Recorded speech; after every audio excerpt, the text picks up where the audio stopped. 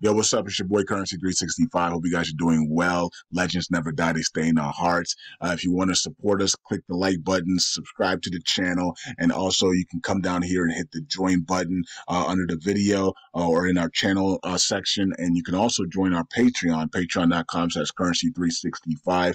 And we also have Cash App and also PayPal for supports if you want to sow some seeds. Peace out. God bless. Enjoy the video and keep the movement going. Legends. Bye.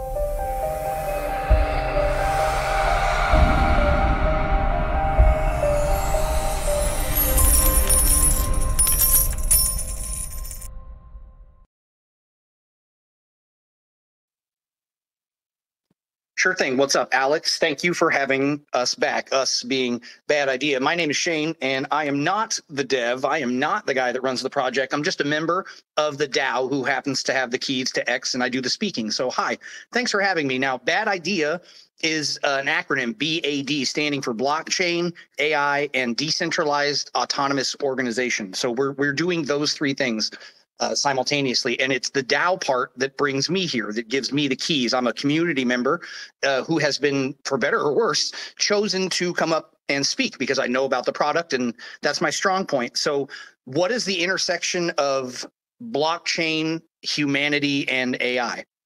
Nobody knows, but we're trying to figure that out, or at least we're trying to figure out our version of that, because I think everybody's going to have a version of that. So if you're the kind of person who is into bleeding edge technology and crypto and AI, which by default, I think if you're in this space, you're probably that person. Bad Idea is probably a project you would want to look into. So we do have a token, but I don't want to go on and on about the token because I'm more focused on the technology, the bots that we've got and stuff like that. So if you're into crypto, buy the token, whatever, that's cool.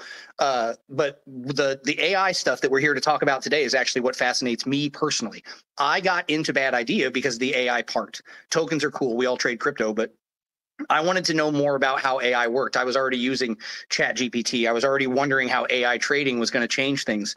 So getting into Bad Idea and working closely with what is essentially a group designed bot system where all the members of the community are giving input, testing the bot, working on the technology. And now we're starting to go out and integrate that bot into Telegram groups. We're a Shibarium partner. So most of your Shibarium or SHIB related Telegram groups right now, if you go in there, you're going to find access to the free Bad Idea AI bot. It's in there. It's usable. There's a slash command and you can, it's basically a free to use GPT for crypto research / entertainment. One of the cool things is because we're on Telegram, there are no geo restrictions in place. You find like GPT and some other products might be geo restricted, but because of our reach on Telegram, we have a significant number of overseas users in places that other programs might not have access to. So we always like to brag about being not geo restricted in our user base. So without going on further and further, my name's Shane. I'm here from Bad Idea. We do AI. We do it really, really well. And if you like AI, you will like what we're doing. So thanks for having me. Hey, Shane. Thanks for coming up here, bud. It's great to have you. Also, you guys, definitely recommend you check out Bad Idea. That is probably the sassiest AI bot I have ever used in my entire life. I've never seen responses like I've seen from Bad Idea AI. It's awesome, you guys. So definitely go check that out. Next, I'm gonna pass it over to Shaq. How's it going, buddy? Good morning. Thanks for joining us. Hey, morning, Alex. Great to be here. Yeah, everybody, really excited to join today's space because I know it's a super relevant one, especially with like sort of, the inherent incumbency of like sort of a lot of AI projects right now, combined with also the immense trading activity, right? I mean, more than half of crypto is essentially powered by airdrops, right? And so trading really becomes an essential part of crypto, and it's really the intersection of a lot of cool spaces right now that are super relevant. What I personally work on right now, I'm actually a growth lead for Layer N. We're essentially a L2 scaling solution that's taking a ZK hybrid or ZK optimistic hybrid roll-up approach in order to provide 100,000 transactions per second, while also offering under 50 milliseconds finality. So super relevant for DeFi, especially for trading and DEXs. So if you know anybody building, lending protocols, DEXs, or stable coins, or just as power user of any sort of DEXs, would love to have a conversation there after this. But super pumped to be here. Excited to join. Hey, Shaq, always happy to have you, bud. Great responses from you as always. So I'm happy to bring you up here as one of our speakers. And last but not least, we have James from Cyber Elite. How's it going, buddy? Good morning, and thanks for joining. Good morning. Thanks for having me. Excited to be here. Sorry, it took me a minute to get logged in. I was having some problem. I'm on PC, and Twitter and PC is a little funky. Yeah, I'm excited to be here. We use AI all the time at Cyber Elite. We're developing some AI tools. Can't wait for the call. Thanks. Yeah, absolutely. Happy to have you up here as well. What you guys are developing at Cyber Elite is super sweet. And I think it's be really quite helpful for a lot of IRL Web3 gaming events. Can't wait to see what you guys are start dropping down. So, anyways, you guys, before we start our space, I'll tell you a little bit about PAI. So, PAI, we're currently in our alpha space, and we're signing up for a whitelist. So, if you guys go to our website, p.ai, you can actually sign up for our whitelist now to go get a chance to try our new AI product. Some of the features you can expect from P are whitelist summarization, even just a project summary in general by looking at their website. You can get daily news summarized for you as well. You can find money flow for the day, top tokens for the day. Essentially, just use P right now for all of your news information, all of your white paper summaries, and of course to help you find all those hottest tokens. And even you can even make some charts and queries with P. So quite exciting product, you guys. Sign up for our whitelist. Anyways, I'm going into the first question, and our first question is, as AI advances and integrates itself more and more within Web3, it would only make sense for AI tools to help you better optimize and evaluate your trades before they go through. That's what this space is about today, and how we can use AI tools like P to become a better trader. So, first question is, what are some tools, some AI tools you're currently taking advantage of to help you trade? For me, for example, obviously I'm on the P, and I always, actually, believe it or not, I use a ChatGPT a ton just to help get my knowledge better on certain more niches, right? To help explain something. So right now, I guess my two main products would be P and ChatGPT, just to help me get more information about certain products. All right. What about you, Shaq? Any AI tools you're currently using? Yeah, definitely using ChatGPT, and actually more GPT wrappers actually now, Alex. I know we were having this conversation a couple weeks ago about sort of integrating, web scraping almost, and sort of using that to train custom like LLM agents, right? And so basically, these custom agents are trained on super select data that has a ton of information, relevant information on whatever question you're asking. And so how this can be applied in sort of a trading scenario, right, is literally sort of evaluating coins holistically, rather than sort of only using sort of hard technical analyses, which you typically see like a lot of sort of even institutional investors doing. Is essentially using a blend of, yes, technical analysis is important, but there's also the overarching, especially in crypto, right? There's sort of the overarching sentiment around the coin, and sort of the relevant technologies around the coin. And so typically you need sort of a lot of the off-chain data as well, and sort of, okay, what is the hype around the coin? How is this project actually doing? What are sort of maybe some of the social media sort of statistics of the coin, right? And this actually really powers sort of a lot of the coins sort of pump sort of schemes, right, in sort of the initial couple weeks of the coin ICOing. And so when you have sort of maybe like a more custom LLM agent trained on sort of all of this relevant information, you're able to make more accurate predictions on sort of where the coin is going to go based on even historical trends for past sort of coin launches. So I think that's a super cool potential application of GPT, specifically with maybe like a custom GPT wrapper that can specifically sort of go out and scrape the web for relevant information on coins. But anyways, yeah, just my 2 cents there. Hey, great input, Shaq. And I'm always about the website scraping. I think it's super, super valuable, and that's something we're working on with P as well. So stay tuned. We're still a little bit rough on that, but as time goes on, we'll get better and better. Next, I'm gonna pass it over to Shane. Shane, any AI tools that you're currently using?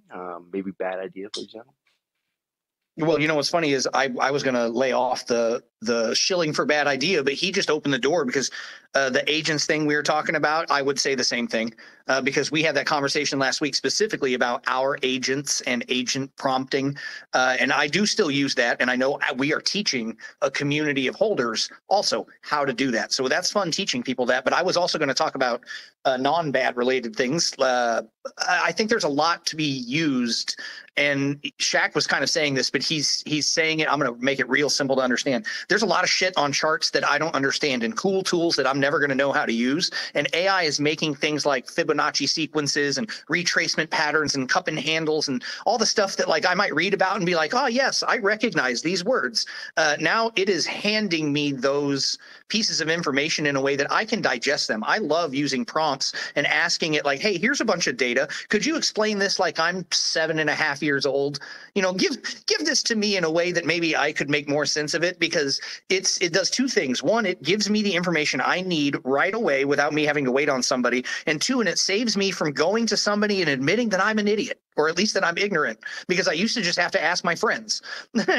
And I'm not too proud to ask, but I just know that it's easier to ask an autonomous system that isn't going to judge you. And then when you guys talk about it, people are going to be like, damn, you're smart. And then the reality is you're being tutored by these GPTs. So I don't think I'm using an AI to actually make like trades and trading decisions, but I am sure as hell supplementing all of the things that I was missing in the gaps of my information. And then I'll copy contracts and I'll copy that information into these things and compare that stuff again, because it fills the gaps in my ignorance. So I'm like proudly ignorant, and I'm using AI in a lot of ways to do that, you know. And reminder, I'm not the dev of Bad Idea. Like, this is just me being you. Like, I'm a holder, you know, I trade crypto for a living. So I really like that it puts the power in my hands that way.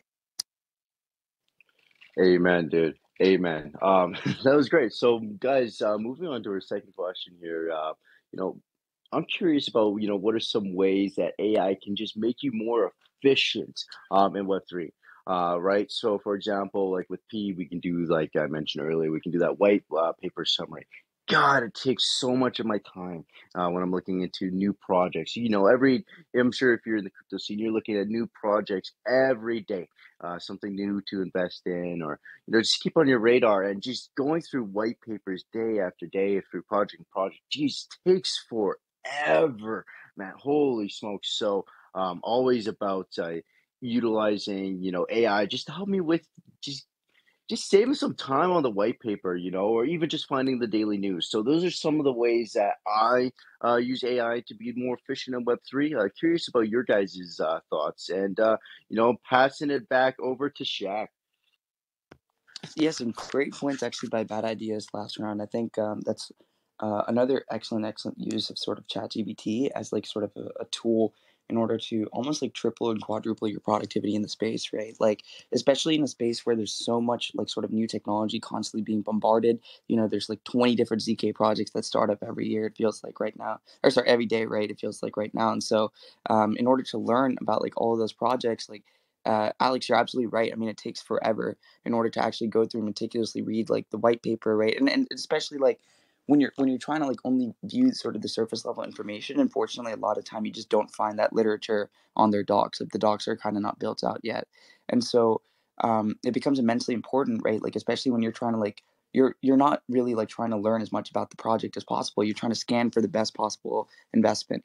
And so in that sort of mindset, then like you instantly like your perspective needs to shift as to like how you're spending your time sort of in the space. And so, when you have AI as a tool, you're essentially able to get these like ad hoc summaries, right, of these projects. Like, dynamically, like, right. And so if I'm like looking up like, hey, like explain, like, for example, explain PAI, which I literally did last week, right? Explain PAI like super simply to me, like I'm a 5-year-old, or like explain to me using very simple analogies. Like there's a lot of these prompts. I think Bad Idea even mentioned one like last round, right? Like in order to objectively learn like a ton, and like learn very simply about sort of these tools. Now with regards to maybe like specifically taking like a trading sort of perspective on it, I think um, now that you have learned a lot of the fundamentals about sort of the coin, or about the project backing the coin, you're also like understanding maybe why price action moves the way it does, right, to some degree. And like you're also you're developing your intuition as a trader, because you're objectively more sort of informed about the coin, and also can make some predictions as to like why sort of the coin is maybe pumping here, why people are super hyped at a certain price, right, et cetera, et cetera. And moving forward, as you're sort of learning more and more about other projects, you're also able to synthesize this information, right? And AI is not exclusively making the decisions, although you could sort of leave it up to AI, but you're also becoming a better trader by sort of leveraging this sort of like dynamic learning approach, I think. But would love to pass it off to hear bad ideas on this. Yeah, amen, Shaq. Really great points there. And I kind of wanted to touch on what Shane said too last round. It's always nice talking to AI as well, because they're never going to tell you that your questions are dumb. So it's all that's always a great benefit, especially when it comes to peer-to-peer learning. You never get any of that stuff. Shane, mic's all yours, buddy. So for time saving, because this could go in like so many different directions, I'll go another direction that we didn't touch yet. The international community management aspect of Telegram bots that automatically translate and output to our different groups has been pretty powerful, because we have a small group of people that are responsible for managing a pretty large group of like news push. And in order to do that, we have a large group of holders in Thailand, and I don't speak Taiwanese. And we have a large group of holders in Iran, and I don't speak Persian or any of these other languages. So the fact that these bots are automatically able to handle and output not just the right translation, but the right tonality, because I'm not a foreign language speaker, but I think those of you that are know how important it's not just tone, or it's not just content, it's context and tone that also make a difference. And if you just go through Google Translate, man, I've had fights with people just because Translate is so cold and uncalculated. It's just doing the math, word math, right? But the GPTs can be more specific. They can be more regional, or they can have those more colloquial dialects. So I think that's fun. That saves time. I know a couple of people specifically, I'm not name dropping, that are in our groups that really benefit from that, because it used to be a manual thing to have to send a message to the moderator in like 4, 5, 6 foreign language groups and say, hey, I need you to push this message. Now it's all done for you. And I'll go another direction before I hand it off. Content creation, but not just in Web3, but for everything in general. I'm using GPTs and stuff in my other business ventures. I'm writing a lot of my content. Or if I'm not writing my content, I'm certainly either using GPTs or AIs to give me a skeleton for that content, or inspire the direction of my own content. Because I know I don't want to tell you what to do, but I still want to make sure that some of my content has human touch. And that doesn't just mean reaching my hand in and stirring the AI pot. Sometimes I'm definitely still writing my own content. I don't want it to all be cold, but I am definitely, like, if you were going to write, I don't know how many business posts if you have a business Facebook, for example, and every day you're writing a post, you're doing 7 to 12 a week. If half of those are even output from AI or formulated with AI, and it saves you, what's an hour worth? This is my last story. I got a Roomba a couple of years ago just because I thought it would be cool to have. And after doing the math on how much that thing vacuums and how much time it has saved me from doing, like, I still have to do the intense cleaning and the real vacuuming, but the Roomba can do some of the work and it has offloaded for me at this point hundreds of hours. And I'm not even making up that number. I use it at work in my facility to clean my floors, and I could directly tell you, and that's AI. It's mapping the space, remembering. It's low level AI, but all of this is saving my time, and time is the one thing you can't buy back, right? Enter the cliche. So time saving in every direction, you guys. I think it's there if you can figure out how to use it. Hey, those are some really good points, Shane. And I wanted to, bring it back to when you're talking about how important tone is and context. When I was in China, and I was speaking Chinese. One of the things we know when you're talking to someone, I always go when they're talking, just to agreeing with them. But then I come back to Canada and I pick up this habit, and it's a really bad habit in Canada. People think I'm ignoring them, I'm not listening to them, all because when they're talking to me, I'm just going So it's it's super important to really just know your audience and really know your tones as well. So I love the fact that you're using AI just to skip all that stuff and just get straight to the point with it, Shane. It's great. So my third question today, guys, and before I get into our third question, if you guys are enjoying the space today, leave us some comments. Retweet the room, give the space a like. Let's get your friends in here. I really appreciate everybody that joins up here, especially when we're talking about such important topics like this one today. Also, I brought up in Russ, we trust crypto. Thanks for coming up here, bud. If you want to do a quick intro before we get to the third question. Yeah, no, thanks for having me. No, guys, honestly, this is awesome. Shane is, I've witnessed Shane go from like just a follower to, he's being modest. He is a dev. He's a developer. Like he has helped our marketing, and me being an official marketing dev for Bad Idea AI and a lot of Shiba projects. This is great, and this is what we want to do, is bring the community into what we're doing. And if you really think about your friends and who you talk to, everyone here knows about cryptocurrency, but don't take that for granted, because we are pioneers. And so if you ask 9 out of 10 people, on the streets about, what do you think about artificial intelligence? They don't know a freaking clue. And the thing is, we are taking it for granted how much this is helping us, not just in our cryptocurrency lives, but in our real lives. And the bots and everything that we have with Bad Idea AI and all these GPTs is actually just phenomenal. And so, like I said, I guess the underlying theme is, don't take for granted that you guys know more than all of your other peers. So, no, like I said, thanks for having me.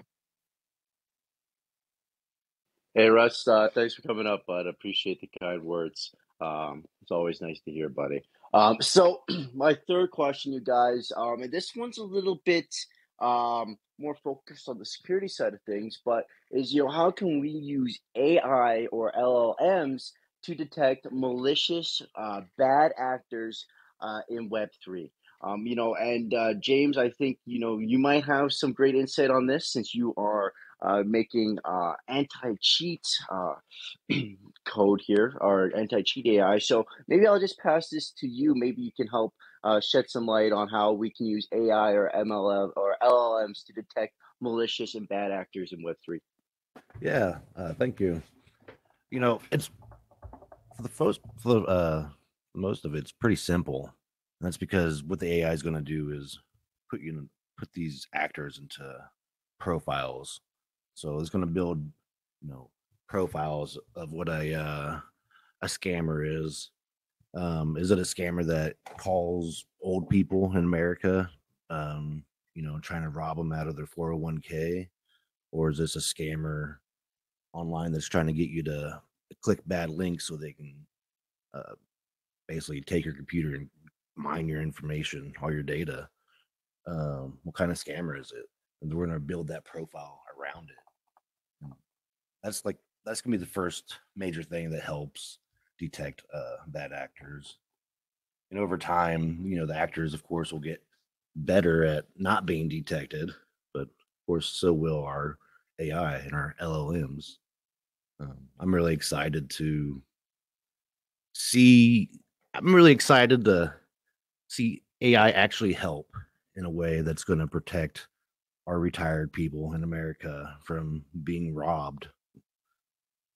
This is something that happens way too often, and in other countries, it's promoted. You go over there, and bad actor scene is so bad. You go over there, you read a newspaper, a magazine, you'll see a post.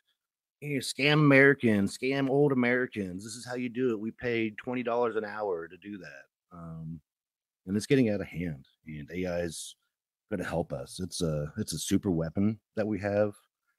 Not the whole world doesn't have access to AI. It's the people who do have access to AI are very privileged, and we're going to be able to protect our country, our people, and individuals. Thanks, James. And I think some things that we utilize as well, both at P and Footprint, to help detect malicious actors is we use AI to help do smart contract mapping to map deployers and smart contracts. And if you find one bad actor smart contract, you can actually track that back to the deployer, do some smart contract mapping, and find other malicious smart contracts that are related to that guy as well. Another one that's used is we have a batch download at Footprint. So the batch download is actually used by Trusta. They run an AI on the large amounts of data, and they are able to detect Sybil attacks through our batch download as well, which is super cool. Last thing I want to do when I'm investing is get hit by a Sybil attack. That shit sucks. Anyways, I'm gonna pass the mic right over to Shaq here. How can we use AI or LLMs to detect malicious or bad actors in Web3? Yeah, absolutely. So I guess taking a more like financial approach. I mean, there's definitely like already sort of like laws in place for KYC and whatnot. But on top of that, there's also the ability for AI to, really, I think what AI strength lies is sort of analyzing large amounts of data that are really unmanageable by traditional sort of analysis methods. So perhaps like financial fraud detection, literally, right, where like you have a ton of transaction data that you need quickly analyzed and sort of audited, and if there's any weird sort of transactions or behavior patterns, right, AI can sort of flag that for further investigation by sort of like a human counterpart, for example. So, I mean, I know like MasterCard, Visa, like, sort of these Web2, financial institutions are already doing this and already use some element of AI actually in sort of their methods to do this. So, I think Citibank actually has. I'm just looking this up here. Like Citibank has invested in sort of a product called FeedZai, which is already doing this actually. So, they're a global data science enterprise that uses AI to identify and sort of eradicate financial crimes. The other approach here is also, I mean, cybersecurity threats as well, right? So, by analyzing large amounts of data to maybe detect malware, sort of in phishing, like sort of that was brought up earlier. This AI-powered sort of network monitoring can almost use like track user behavior and also detect anomalies in user behavior. And so, I mean, if there's things like account takeovers, fake account creation, et cetera, et cetera. I mean, it can sort of detect this well in advance, right? By detecting sort of precursor patterns maybe to this type of behavior, and sort of take a more mitigation approach rather than like a prevention approach after sort of a faulty transaction has gone through. You know, I'm I'm kind of happy you mentioned just better bots for security and stuff like this. I know this is so low